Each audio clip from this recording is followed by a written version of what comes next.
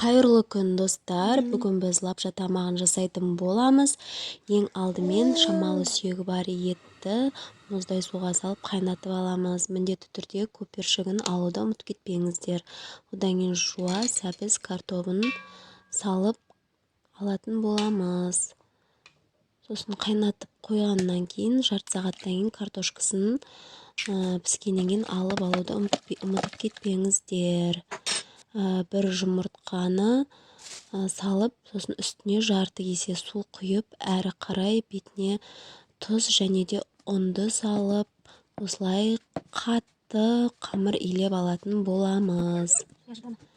Және 1-2 қайтарып илеп алуды ұмытып кетпеңіздер. Міндетті түрде қамыр өте қатты болу қажет, өйткені біздің тураған кезде қамырымыз бір-біріне жабысып қалмауы қажет. Достар, менің парақшама келіп, лүпілдеріңізді басып кетіңіздер, астына комментарий жазып, пікірлеріңізді қалдыруларыңызды сұраймын. Міне біздің қамырымыз дайын болды. Әрі қарай ұзыншалап лапшаға дайындап турап алатын боламыз.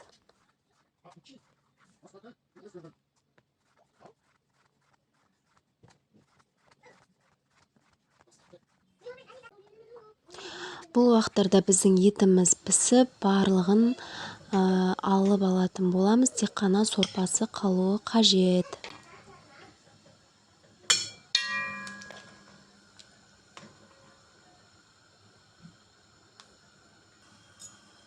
Бағана дайындап қойған лапшаларымызды сорпасы қайнағаннан кейін салатын боламыз. Тұздығына тұз салатын боламыз. Дәміне қарай бұрыш және де паприка салдым. Міне қайнады сорпамыз. Әрі қарай лапшаларын салып, бетіне картошка, сәбіз, етін турап, артынан піскеннен кейін саласыздар.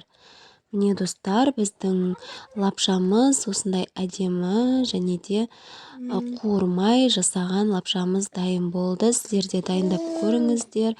Дәмі өте керемет болып шығады. Сау болыңыздар, достар.